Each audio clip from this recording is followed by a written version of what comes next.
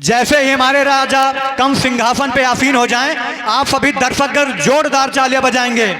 जैसे ही हमारे राजा कम सिंहासन पे आसीन होते हैं, आप सभी की तालियां बजनी चाहिए। धा धा तिगड़ था धन था। ये महाराज कंस आज पहली बार अपने राजमहल में प्रवेश करने जा रहे हैं। चलो देखते हैं कौन कौन हमारे राजमहल में विराजमान है। दादा तिगड़ दई धन था। जरा मदिरा पान कर लो।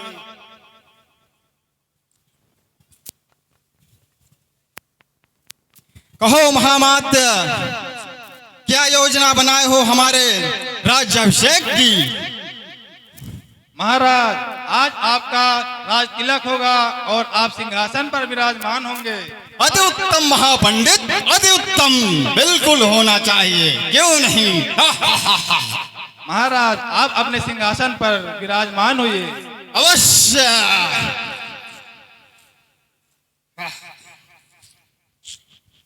जरा मदिरा संभाल कर रख लूं। प्रक्रिया प्रारंभ की जाए महापंडित।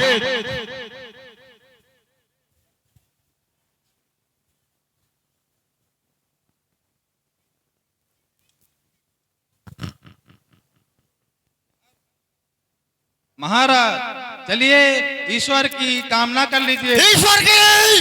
कौन सा ईश्वर? मुझसे बड़ा कौन सा ईश्वर है महापंडित? आज से किसी ईश्वर का नाम भी मत जिह्वा पर लाना, अन्यथा किसी ब्राह्मण हत्या का भागीदार बनूंगा मैं, समझ गए? और महामंत्री जी, पूरे राज्य में ये घोषणा करवा दो, या से भगवान नाम की कोई चीज नहीं होगी। भगवान होगा सिर्फ महाराज कंस। और किसी के यहाँ यदि किसी भगवान का नाम भी देखने को मिला तो उसको बहुत ही भयानक दंड दूंगा। तुम तो जानते हो ना? जी महाराज। तुम तो बहुत समझदार हो अब अगला क्या विचार है आपका? आपके राज्याभिषेक के उपलक्ष्य में भव्य नृत्य का आयोजन किया गया है महाराज। अवश्य करवाइए महामंत्री जी। आप लोग इतना डरते क्यों हैं हमसे? अपना अपना आसन ग्रहण करिए। बैठिए सभी लोग। जी, कुछ मदिरा पान की व्यवस्था भी नहीं है यहाँ। जी महाराज, करवाते हैं। अवश्य।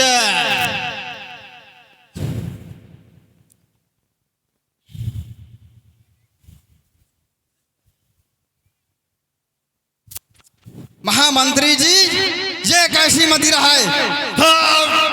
आनंद नहीं आ रहा इसमें।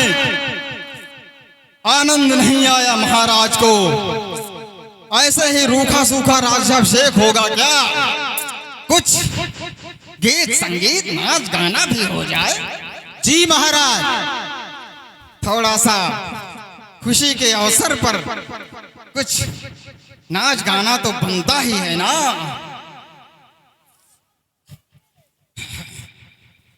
हम सभी नर्तकियों को आपके सामने भव्य कार्यक्रम के लिए बुला रहे हैं महाराज। अवश्य बुलाइए और शीघ्र ही, क्योंकि महाराज को इतना समय नहीं होता कि वो घड़ी दर घड़ी प्रतीक्षा कर सकें। शीघ्रता की जाए। जी महाराज। हमारे संस्कार सदा उत्तम।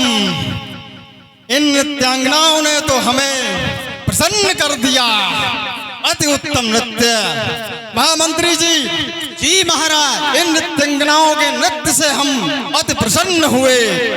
अतः इन्हें 5-5 मन सोने की असरफियां और राजकीय अंग वस्त्र, वो भी रेशमी, इन्हें प्रदान किया जाए और इन्हें इनके निवास स्थल तक अपनी शाही सेना भेजकर इनके गंतव्य स्थल तक सुरक्षित पहुंचाया जाए।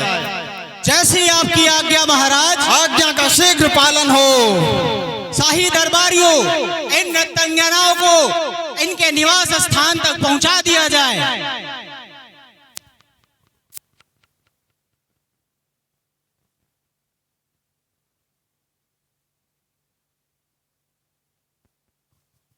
महाराज।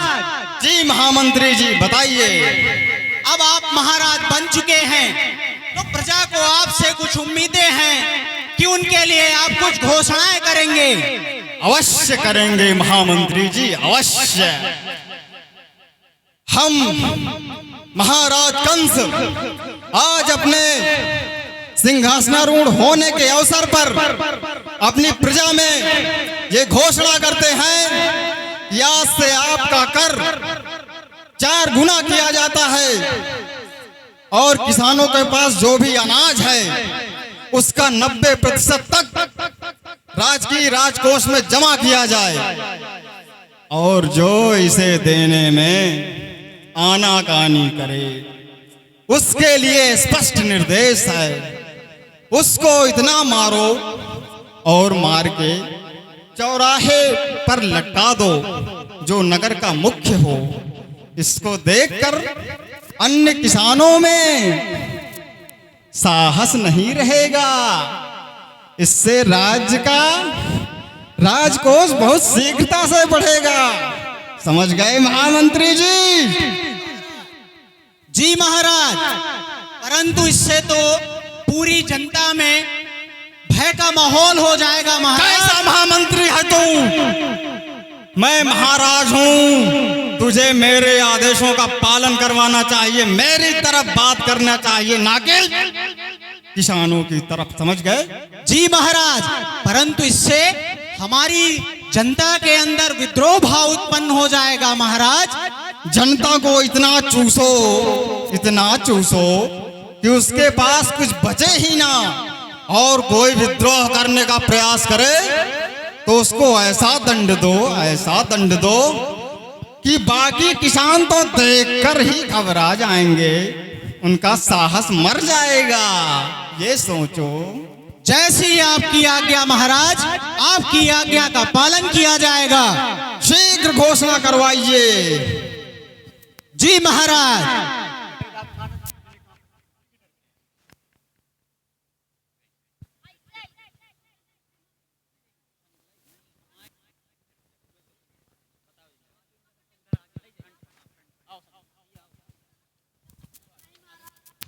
पर्दे को हटाया जाए।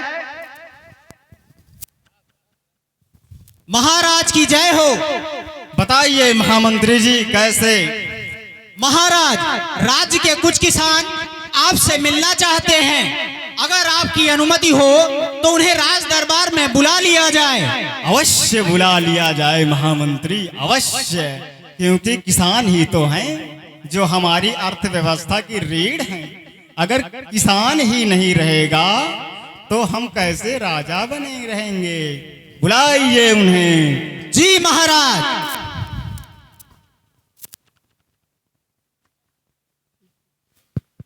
महाराज की जय हो, महाराज की जय हो।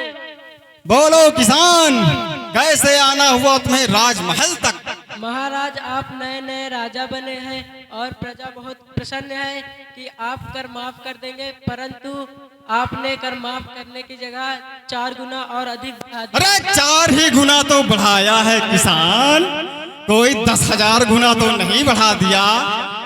ऐसे इतना देते थे, 4 गुना दे देना, मर थोड़ी ना जाओगे। महाराज, हम इतना ही कर देने में असमर्थ हैं। असमर्थ हो तो अपनी आय बढ़ाओ, हमसे कर कम करने को क्यों कह रहे हो? कौन सा महाराज? दिन रात मेहनत करो, दिन रात, और 4 गुना ज्यादा फसल उगाओ तो क्यों नहीं दे पाओगे हमें? बताओ, कुछ बुद्धि है कि नहीं इस खोपड़ी में? है महाराज, लेकिन हम इतना कर नहीं दे पाएंगे। नहीं दे पाओगे तो महाराज को कुछ ना कुछ उपाय तो करना ही पड़ेगा। महाराज उपाय जरूर करेंगे। महाराज उपाय सोच रहे हैं। किसान, हमारे हृदय में एक ऐसा विचार आया है जो हम तुम्हें बताएंगे तो तुम प्रसन्नता से उछल पड़ोगे। कौन सा महाराज? बताएं।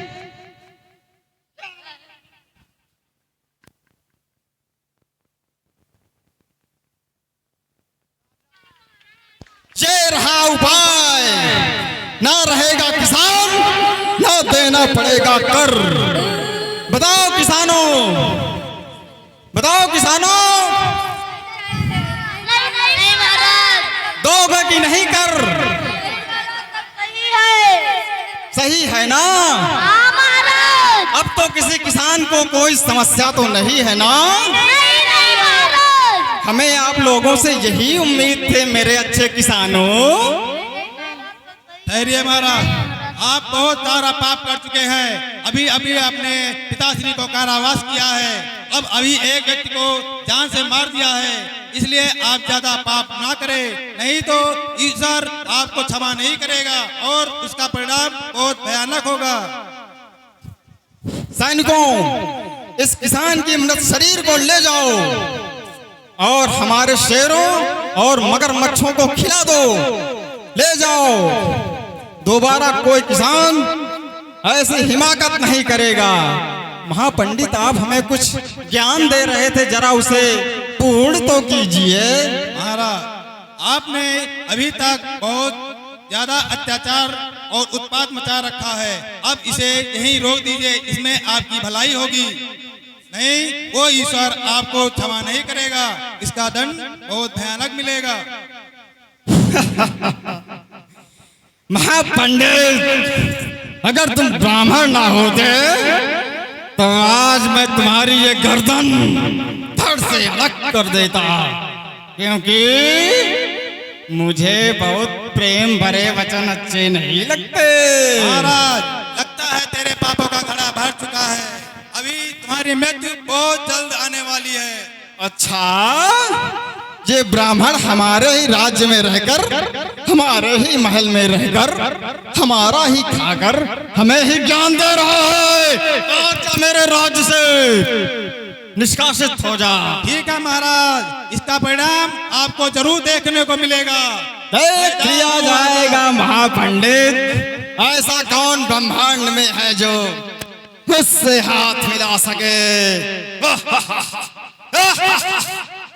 अभी इस ब्रह्मांड में कोई मुझसे हाथ मिलाने वाला जन्म ही नहीं लिया।